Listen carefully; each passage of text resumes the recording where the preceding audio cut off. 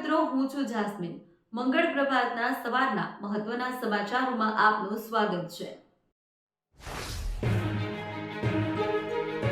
મહેસાણામાં રહેતા ડોક્ટર સ્મિત પરમારના પત્ની ચાંદની પટેલને તેમના પિયર પક્ષના લોકો ઘરમાંથી અપહરણ કરી લઈ જતા પોલીસ ફરિયાદ નોંધાઈ છે.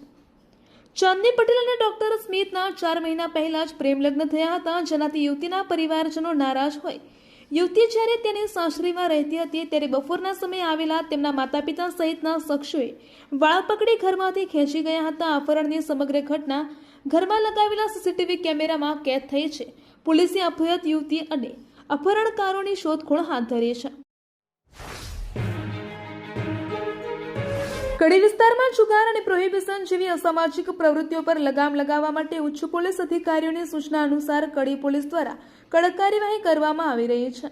આ ઝુંબેશ અંતર્ગત કડી પોલીસના પીઆઈ એએસ રબારીના માર્ગદર્શન હેઠળ સર્વેલન્સ સ્ટાફના પીએસઆઈ આર પરમાર અને તેમની ટીમ વિસ્તારમાં પેટ્રોલિંગમાં હતી. આ દરમિયાન પોલીસ ટીમને ખાનગી રાહે મજબૂત બાતમી મળી હતી કે કડી સિટી પાર્ક સોસાયટી પાસે આવેલા સિટી પાર્ક શોપિંગ સેન્ટર 2 ની ખુલ્લી જગ્યામાં કેટલાક ઇસમો ભેગા મળી પોતાના અંગત આર્થિક ફાયદા માટે ગંજીપાના વડે પૈસાની હારજીતનો જુગાર રમી રહ્યા છે. મહેસાણા જિલ્લા ફૂડ વિભાગે પ્રજાના આરોગ્યની સુરક્ષાને ધ્યાને રાખીને ખાણીપીણીના સ્થળો, હોટલો અને રેસ્ટોરન્ટ પર ચેકિંગ ઝુંબેશ હાથ ધર્યું છે. ફૂડ વિભાગના કિચન કિંગ પ્રોજેક્ટ અંતર્ગત ચાલી રહેલી આ તપાસ દરમિયાન અનહાઇજેનિક પરિસ્થિતિ અને ગંભીર બેદરકારી દાખવનાર સંચાલકો સામે કડક કાનૂની પગલાં ભરવામાં આવ્યા છે. વડનગર તાલુકાના ઉંડણી ગામે રહેતા અને ડ્રાઇવિંગ કરી પોતાના પરિવારનું ગુજરાન ચલાવતા કાંતિભાઈ પરમાર પોતાની પત્ની કમળાબેન અને પુત્ર અંકુશભાઈ સાથે પોતાના પિકઅપ ડાલામાં ભાટવા સ્થિત મિની પાવાગઢ ખાતે દર્શન કરવા ગયા હતા. આ દર્શન કરીને બપોરના આશરે 1:15 વાગ્યાના સુમારે પરત ફરી રહ્યા હતા. તે સમયે પાછળથી આવી રહેલી એક ગફલતભરી રીતે આવી રહેલી એક સફેદ કલરના એક્ટિવા ચાલકે તેમને જોરદાર ટક્કર મારી હતી. મહેસાણાના રાધનપુર રોડ ઉપર સહારા ટાઉનશીપ પાસે દેવકુટીરમાં રહેતા અને તોરણવાળી માતાના ચોકમાં રાજન ભાવસાર નામે ટેક્સ એડવોકેટ તરીકે પ્રેક્ટિસ કરતા ભૂપેશકુમાર કુંદનલાલ ભાવસારના બંધ મકાનને અજાણ્યા તસ્કરોએ નિશાન બનાવી ₹1,87,000ની ચોરી કરી છે. 15 ઓગસ્ટના રોજ બપોરે ટેક્સ એડવોકેટ પોતાનું મકાન બંધ કરીને ઓફિસે ગયા બાદ સ્થળાના અવસાન નિમિત્તે અમદાવાદ ખાતે પરિવાર પાસે રોકાયા હતા. દરમિયાન 15 ઓગસ્ટના 2:30 વાગ્યાથી 17 ઓગસ્ટના સવારના 8 વાગ્યાના સમયગાળા વચ્ચે અજાણ્યા ચોર ઇસમોએ મકાનના લોખંડનો નકુચો અને લાકડાના દરવાજાનું તાળું તોડી અંદર પ્રવેશ કર્યો હતો.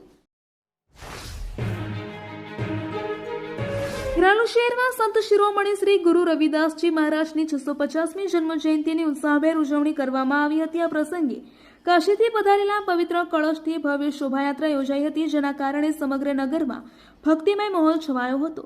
ગુરુ રવિદાસજી મહારાજના 650માં પ્રાગટ્ય પર્વ નિમિત્તે ખેરાલુ શહેર ભક્તિના રંગે રંગાયું હતું. કાશીથી લાવવામાં આવેલા પવિત્ર કળશનું અંબાજી માતાજી મંદિર ખાતે વિધિવત પૂજન અર્ચન કરવામાં આવ્યું હતું.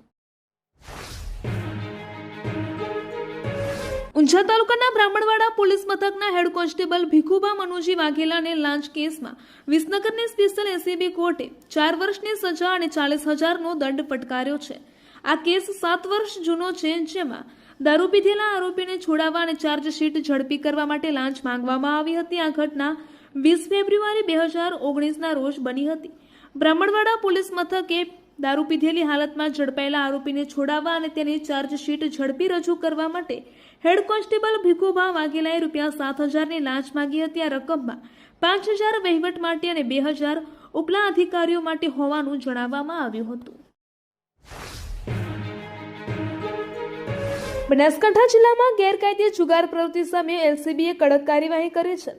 પોલીસે 3 અલગ અલગ સ્થળોએ દરોડા પાડી કુલ 7 જુગારીયાઓને ઝડપી પાડ્યા છે. આ કાર્યવાહીમાં રોકડ રકમ, 7 બાઇક અને 8 મોબાઈલ ફોન સહિત કુલ 5.45 લાખનો મુદ્દામાલ જપ્ત કરવામાં આવ્યો છે. પ્રથમ દરોડો પાલનપુર તાલુકાના ચડોતર ગામની સીમમાં ખુલ્લી જગ્યાએ પાડવામાં આવ્યો હતો. અહીંથી જુગાર રમતા કુલ 6 શખ્સોને ઝડપી પાડવામાં આવ્યા હતા અને તેમની પાસેથી ₹27,000 રોકડા મળી આવ્યા હતા. ડીસા ખાતે બનાસકાંઠા રેન્જના પોલીસ મહાનિરીક્ષક પરીક્ષિતા રાઠોડની ઉપસ્થિતિમાં તિરંગા તુજકો અર્પણ કાર્યક્રમ યોજાયો હતો. આ કાર્યક્રમ અંતર્ગત ડીસા ડિવિઝન વિસ્તારમાંથી ગુમ થયેલા 33 મોબાઈલ ફોન તેમના મૂળ માલિકોને પરત સોંપવામાં આવ્યા હતા. આ ફોનની કુલ કિંમત આશરે 5.30 લાખ છે. પોલીસની ટેકનિકલ અને તપાસ ટીમે સતત પ્રયત્નો કરીને આ મોબાઈલ ફોન શોધી કાઢ્યા હતા. પાલનપુર નગરપાલિકા પરિસરમાં સ્વચ્છતા જાળવવા માટે એક મહત્વપૂર્ણ નિર્ણય લેવામાં આવ્યો છે. હવે પાલિકા પરિસરમાં ગુટખા કે પાન મસાલા કે અન્ય તંબાકુજન્ય પદાર્થો ખાઈને થૂંકનારાઓ સામે દંડાત્મક કાર્યવાહી કરવામાં આવશે. આ અંગે પાલિકા દ્વારા પરિસરમાં વિવિધ સ્થળોએ પોસ્ટરો લગાવીને લોકોને જાણ કરવામાં આવી છે.